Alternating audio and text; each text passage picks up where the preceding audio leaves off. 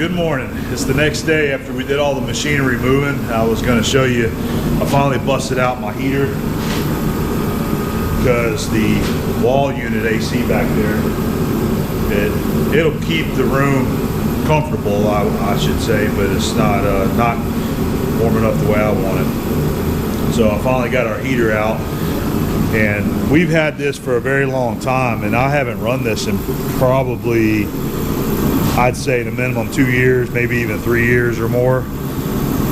It's a Dayton 55,000 BTU oil-fired heater. You can run kerosene or diesel fuel in it. So I always run diesel fuel. I can get it right across the street. It does a good job. This unit right here is what's nice about the smaller BTU units is that they're not as loud. But I know that you're hearing that, especially with the mic on the camera here. But those things do a good job. I'm standing right here, and I can still feel that heat blowing out on me. I love these heaters. These are my favorite kind of heaters. But the downside, I guess the negative about it is that they are a little bit noisy, especially if you're going to be doing filming in your shop. So I just want it warm out here. And today I'm just going to be kind of taking it easy, but I'm going to be doing some tinkering, doing some more shuffling and moving things around. Probably get the floor mats back inside here, and I got a couple things in mind I'm going to be doing. Just busy work. So I wanted to get the shop warmed up, and so far we're at 62 degrees in here, so it's warming up really good. By the way, it was like 21 degrees whenever I woke up this morning at like 5 o'clock. So pretty cold down here in Florida. I know you guys up north got a lot worse than we do, but I'm telling you, for Florida, that's pretty cold. It doesn't really bother me as long as I got a little bit of heat like that. I'm good.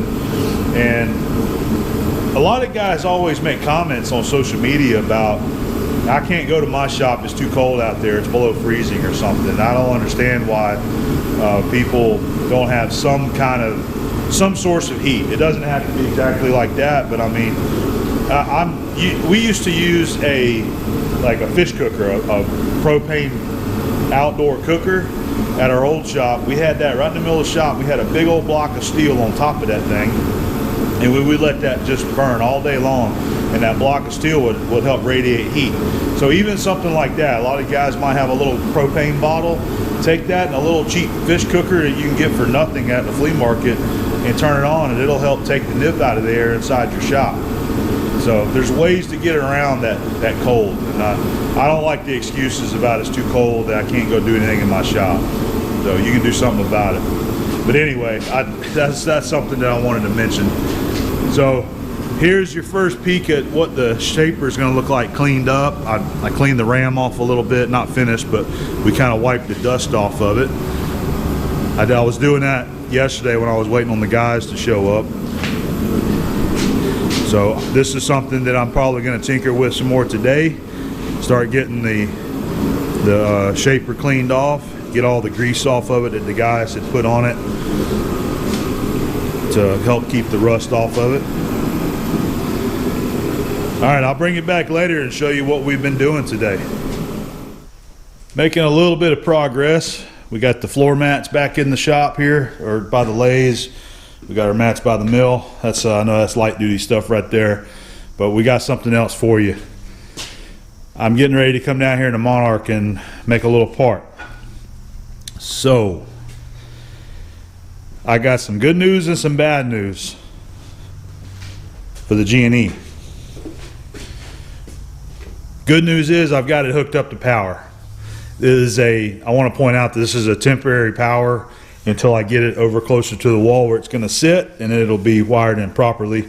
But the way I got it now, I can plug it in when I want to turn it on, and when I'm done, unplug it and wrap the cord up.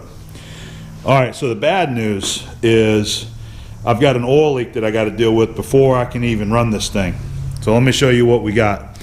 On the top of the ram here, you have these little sight glasses. That's one right there. And we are missing this one right here. So when I first bumped it on to, see if it's going to turn on and if the motor was spinning the correct direction there, It didn't take but about 5 seconds or so. The oil started pumping up out of this, and it got got all over the machine right here, and it started dripping down. So that's what the pig mat's there for. I've wiped it all up, so I know that this tube is working good. We're going to get oil on this side right here, and I know that the other ones are working too. Let me see.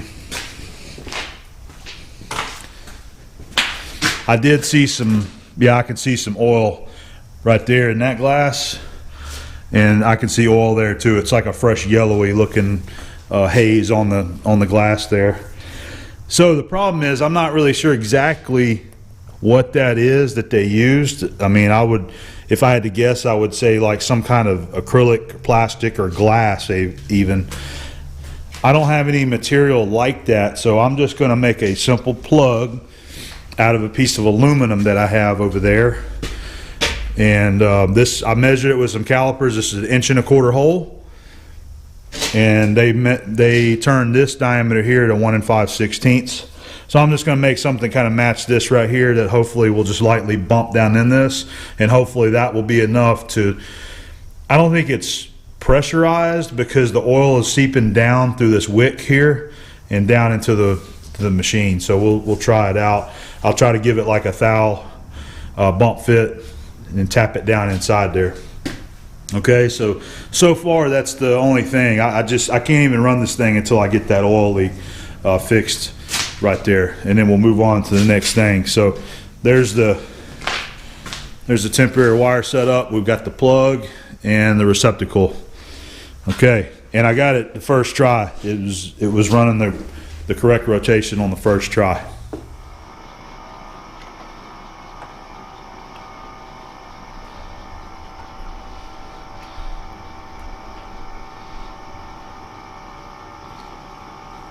Man,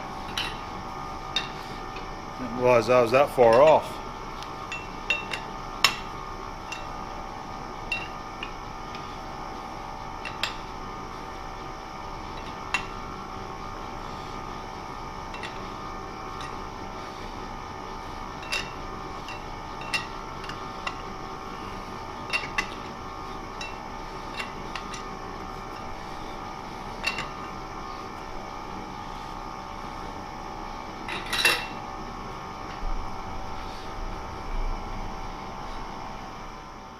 I want to get an accurate measurement on that hole there.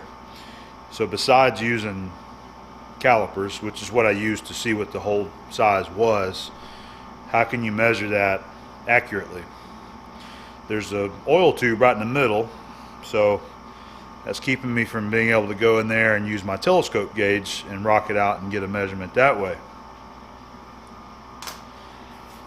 You can use calipers and that'll probably be fine. You know, that's probably what I would have used if I didn't have Granddad's Starrett number 700 inside mic.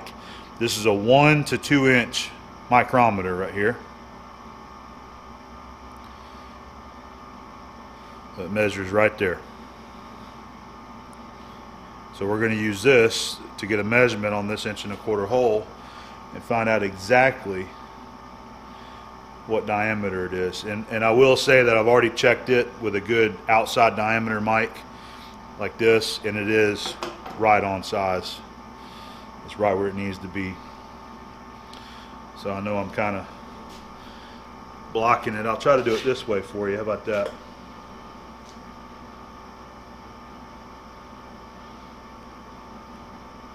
I don't think I can get in there that way. The tube's not letting me down.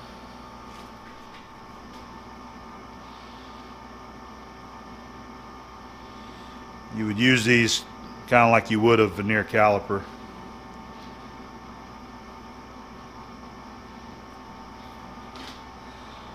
And they have it dead nuts on 1.25 inch, 1.250 inches. So I'll try to make mine 1 inch 251, try to give us 1/1000 bump fit down in that hole.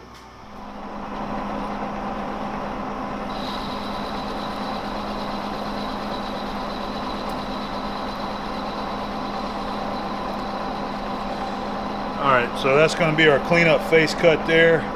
What we're going to do is we're going to turn it back 1/8 of an inch, 125.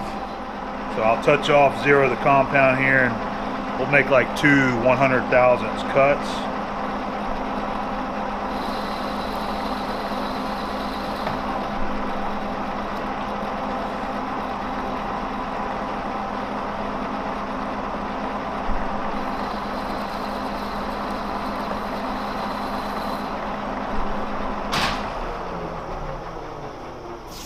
All right, something else that we're gonna have to do now is we're gonna have to relieve the center of this thing, because the copper tube, the oil line itself, is kind of sticking up about flush with the top of the casting, and so we'll need a little bit of relief for that to go up in there.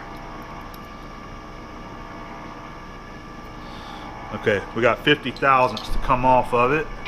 What we'll do is we'll dial in 40 thousandths, and then we'll sneak up on our fit.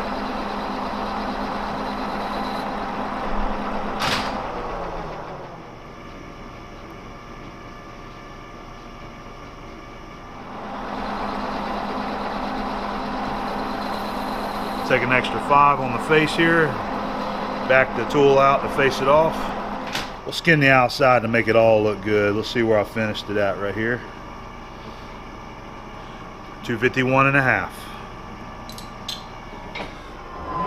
We'll just take 10 thou off the OD to make it look good.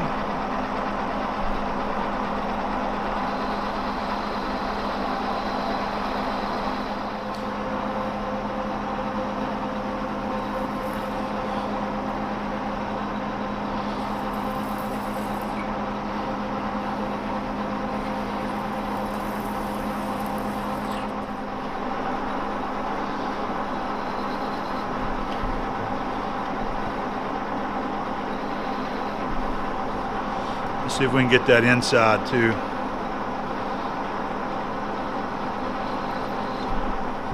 I've got it scaled out to have a 1/4 inch thick top there. That's what the other ones measure.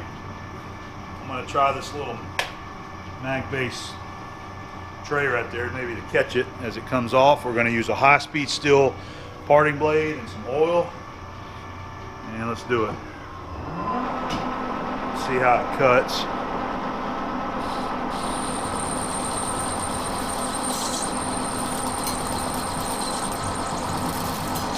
Before I get too far in there, I want to hit that edge with a file.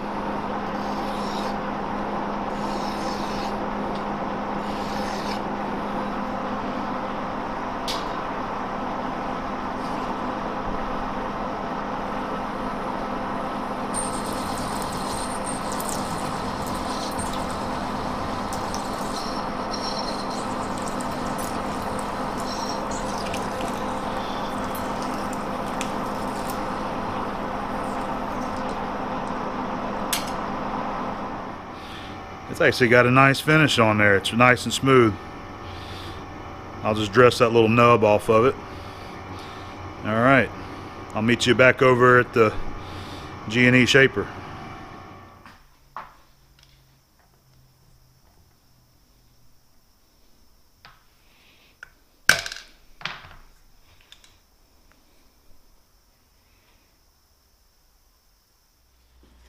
I buffed the top of it with where I rubbed it on some 400 grit sandpaper, and then with some gray Scotch-Brite just to kind of blend it a little bit. Let's go ahead and give it a little taparoo.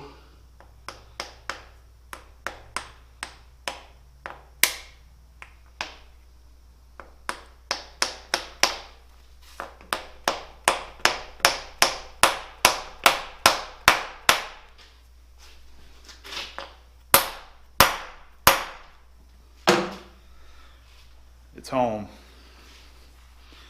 It is there. Okay. One more spot here that has to do with the oiling system that I remembered that I had to fix before we could run this. This also is the same. This is part of the oiling system that evidently oils the knee up here. So This tube, whenever we got it in, it was already broken, just kind of hanging off right here. I don't know if you can see it in the camera. There's a tube here, a sight glass right here. So looks like the oil's coming up this way right here. So luckily I had a couple of these pieces of rubber hose, which I believe is the correct size, up there in my little rotary bin. I'm going to use a longer one right here. May have to get one a little bit longer though, which I'll have to do whenever I go down to the store. So yeah, it looks like it's going to need to be maybe a little bit longer so that you can use the full travel up here. So let's go ahead and see if I can get this on here.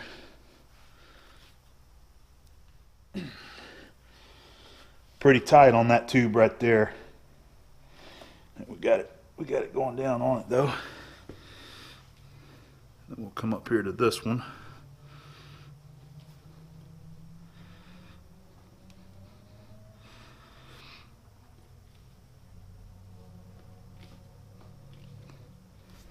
That might be the wrong size actually, but I'm hoping that it'll keep the oil from blowing everywhere. I'm gonna leave it right there just like that. It's on there, so I'll monitor that and see if it starts flooding oil out. I think that's why there was a bunch of oil on this side of the machine whenever I got it, because Kevin had actually run this for a few minutes whenever he was looking at it. He was inspecting it. He took a couple videos of it to show me before I actually bought it. So I believe whenever it was running, it was probably pumping oil down and getting down in the bottom. Okay, you guys ready to see this thing fire up? This will be the second time that I've hit that on switch. Let's give it a shot. Turning the breaker on here, the disconnect anyway. Here's the on.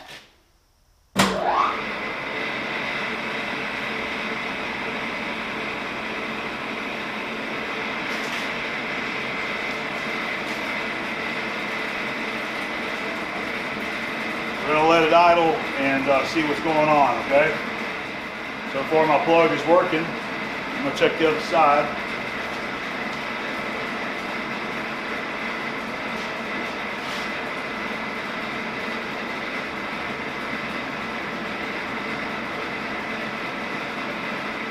No leaks.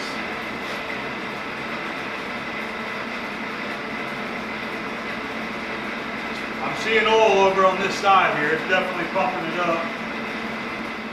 I'm not going to move any of that right now because I still got to clean this off, but I've already cleaned the ramways off. They're good and clean. I need to put there's a guard that goes back here. I need to do that. We'll do that though.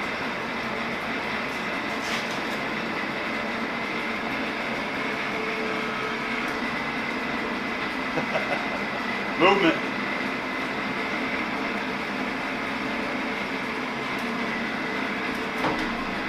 It does go back there far, man.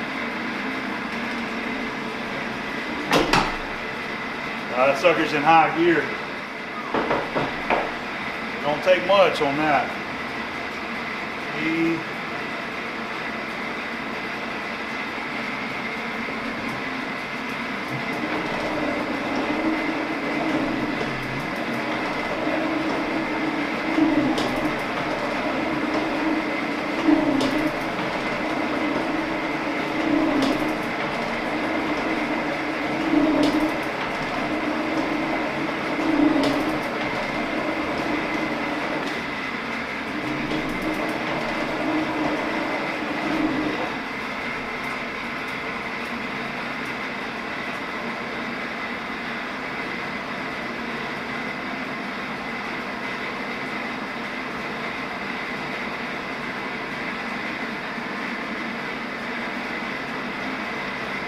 Clean that old stuff off there.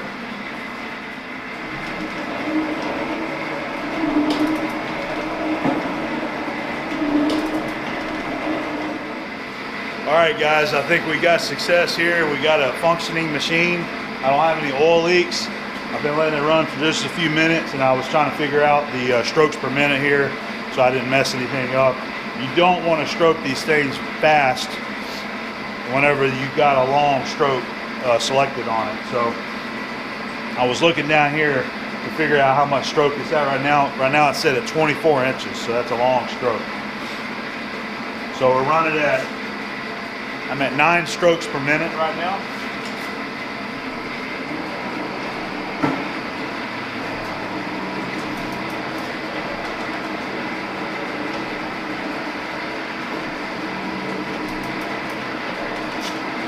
Looking good.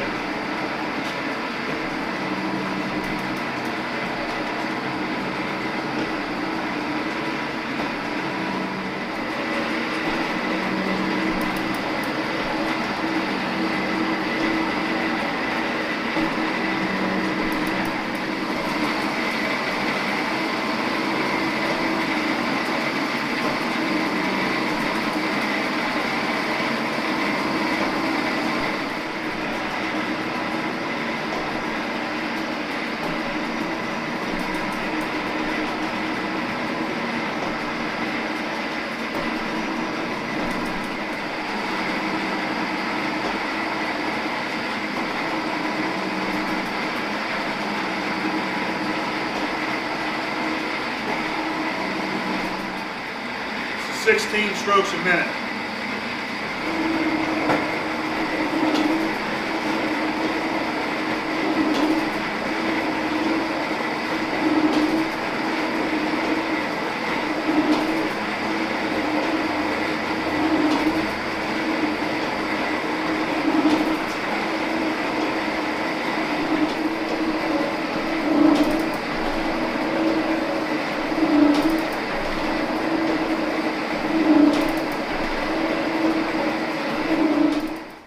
This is a really happy moment for me to see this thing finally running. It's been several months now of all this going on, and I'm relieved that we got it hooked up and everything seems to be good so far. So I just need to finish getting this thing cleaned really well, and so that we can start playing with the controls on the front. But we're slowly getting it figured out, and I was happy to show y'all this thing actually operating and stroking out. There is a wrench that's missing for this that controls the amount of stroke that you want. It's a square drive, so it's going to be an internal square drive wrench. And so I'll have to see about making something up so we can adjust the stroke on it. I'm going to start doing a little bit of the cleaning here. I'm going to show you what I'm going to use and what I've got. So I've got a bucket right here mixed up about halfway with what I have. It's called Castro Clean 362. I don't know if they still make it. I've had that bucket for probably almost 10 years now, and I've still got quite a bit in there. But it's one of those that you just mix it with some water, just like you would any other kind of degreaser, you know, like the purple cleaner. So it always does a good job, and one of the reps for one of the companies a while back, you know, recommended it to us. So that's what I use. And usually I like to have those long gloves that goes over my arm, but I don't have any right now, so I need to pick some up. I'm going to use my orange gloves now.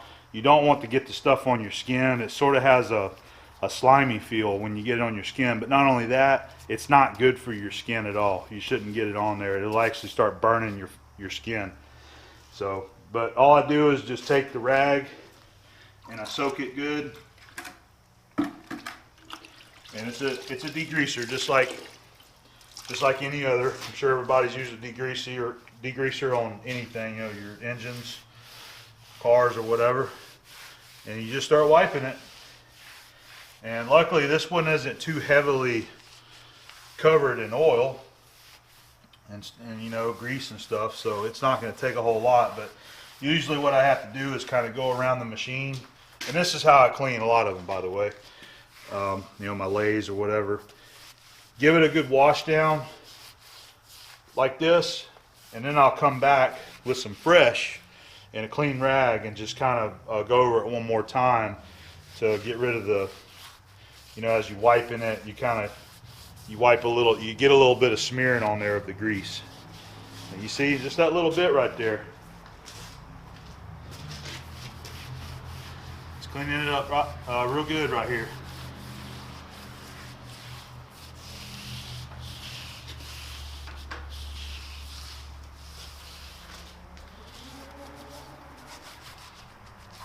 So that's what I'm going to do for a while. I'm going to start getting it wiped down and cleaned up. We'll bring you back when I have some more progress.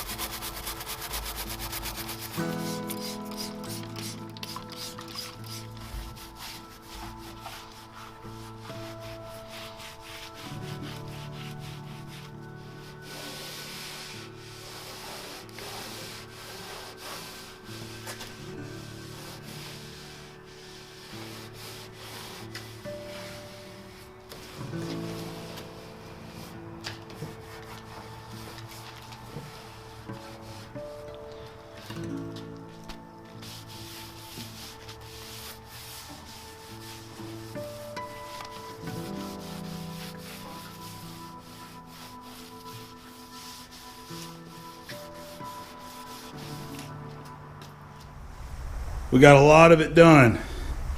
It's looking really good.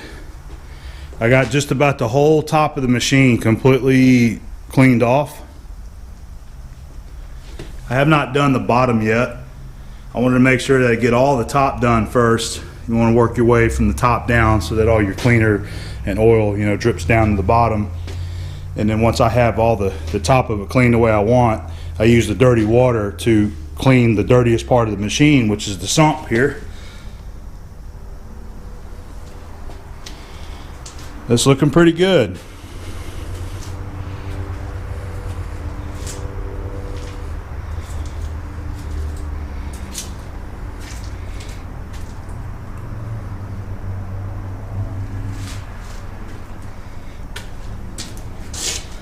So it's a 10 horsepower GE motor. It is wired for the low voltage 3-phase. I do have 3-phase power here.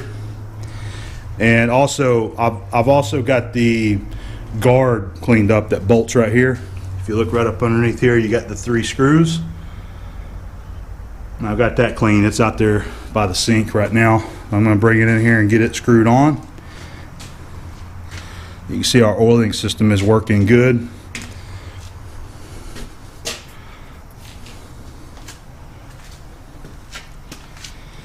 You can see a 304 in there. I don't know what that would have been.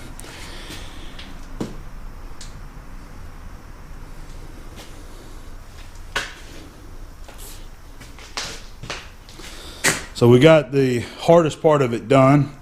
I'm gonna come out here this week and finish getting the bottom of it wiped down real good, and then probably give it a once over with some clean.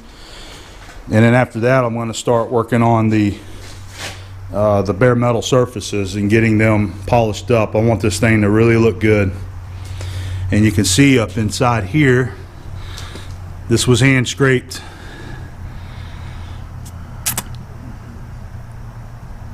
I don't know. I think what it is, maybe it was milled. It looks like flaking marks in there, so I'm not quite sure. Definitely looks like flaking in there, so it might have been milled because I see some machining marks in there. So they may have just milled it and flaked it. So let's fire it up.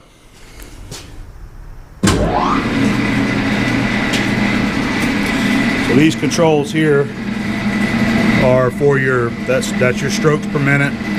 And so you've got an upper and lower range on this, and you have A, B, C, D. See right there, A, B, C, D. And then this pin and this pin over here is going to indicate which one you're in. So 16, we're in the lower, because right up here you have A, B, C, and D. You can't read the D hardly, but this is how you change your gears, and you just gotta barely bump that clutch to get some of those gears to mesh. So we're in B, and we're in the lower section 16. So you can turn that. All right.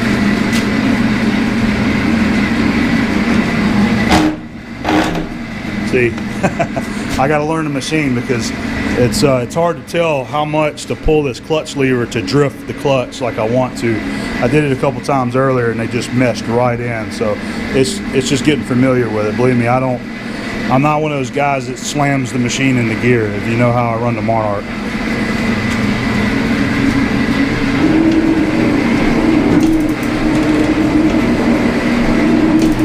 So we're running 16 strokes a minute. This is gonna be your step over amount right there, and this just turns like so. So it looks like it'll do up to 180 thousandths step over, or you can bring it all the way down to 0 and it won't move any.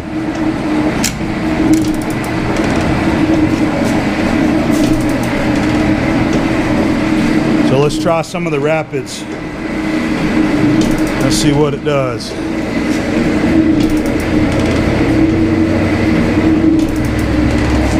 I believe it's this guy right here.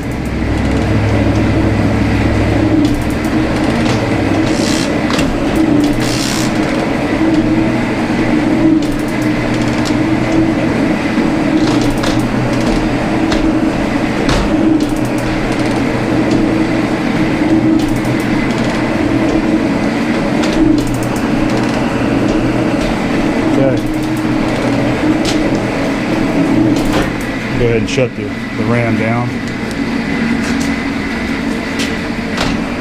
So we know we got table side to side right here.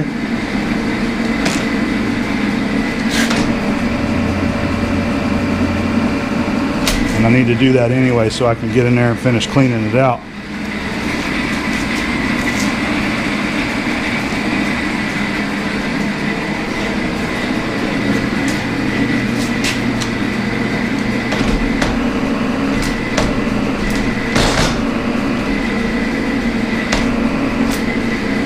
Right. I think it's looking good and it's sounding good. And I'm a happy customer right now.